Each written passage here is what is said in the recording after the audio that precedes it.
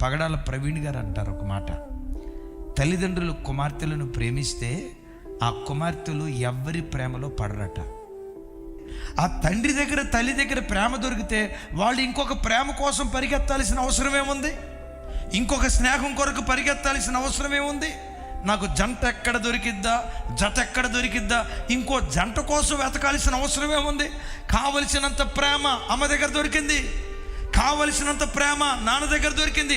ఎంత ప్రేమాప్యాయతలు పంచే తల్లిదండ్రులు నాకుంటే ఆడెవడో వచ్చి ప్రేమిస్తానంటవేంటి, ఆడెవడో ప్రేమ పంచుతానంటవేంటి? మా నాన్న ప్రేమ నాకు చాలు, మా అమ్మ ప్రేమ నాకు చాలు. కుమార్తెలను కూర్చోబెట్టి రోజు ప్రేమను పంచండి, కొడుకులను కూర్చోబెట్టి రోజు ప్రేమను పంచండి. వాళ్ళు నిజంగా మీ ప్రేమను రుచి చూస్తే, నిజంగా వాళ్ళకు మీ ప్రేమను పంచగలిగితే మీ పిల్లలు ఇంకొకరి ప్రేమ కొరకు పరిగెత్తరు. ఈరోజు కుటుంబాలు ఎట్లయిపోయాయంటే, పశువులు కొట్టంలో పశువులు ఉంటాయి చూసారా, ఒకే కొట్టం కింద ఉంటాయి, ఒకే చెత్త తింటాయి, ఒకే కుడితి తాగుతాయి, ఒకటే చెత్త తింటాయి. కానీ ఈ పశువులు ఒకదానితో ఒకటి అస్సలు మాట్లాడుకో. కొట్టంలో ఉన్న పశువులు ఎంతో, ఇంట్లో ఉన్న భార్య భర్తల పిల్లలు కూడా అంతే. తండ్రి డ్యూటీ నుంచి వస్తాడు, తల్లి డ్యూటీ నుంచి వస్తే, లేకపోతే ఇంట్లో ఉన్నదైనా, అబ్బాయి కాలేజీ నుంచి వస్తాడు, అమ్మాయి కాలేజీ నుంచి వస్తుంది. వచ్చిన తర్వాత అక్కడ ఒక సోఫా, ఇక్కడ ఒక సోఫా, అక్కడ ఒక గది, ఇక్కడ ఒక గది. ఆ గదుల్లో కూర్చొని ఏం చేస్తారు చెప్పండి? ఫోన్తో ఆడుకుంటూనే అవుతారు. కట్టుకున్న భార్య ఏం కావాలి, కట్టుకున్న భర్త ఏం కావాలి?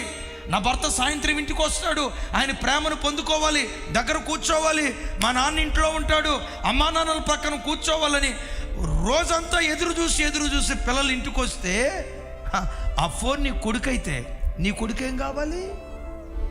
ఆ ఫోన్ నీ కూతురు అయితే నీ కూతురేం కావాలి? ఆ ఫోనే నీ భార్య అయితే, ఆ ఫోనే నీ కాపురం అయితే, ఆ ఫోనే నీ భర్త అయితే నీ భర్త ఎవరితో కాపురం చేయాలి? ఈరోజు కుటుంబాలు పతనమైపోయి అక్రమ సంబంధాలకు వెళ్ళటానికి, ప్రేమాద్వామని పరిగెత్తడానికి కారణం ఏంటో తెలుసా? ఫోనే కొడుకు, ఫోనే కూతురు, ఫోనే భార్య, ఫోనే భర్త. ఈరోజు ఒక తీర్మానం చేసుకొని, దేవా, వస్తువులతో కాదు వ్యక్తులతో నేను గడుపుతా. సోషల్ మీడియా దగ్గర నేను కూర్చొని ఇంటికి వచ్చిన తర్వాత, టీవీ దగ్గర కూర్చొని ఇంటికి వచ్చిన తర్వాత, టీవీ దగ్గర కూర్చోటం ఎందుకో?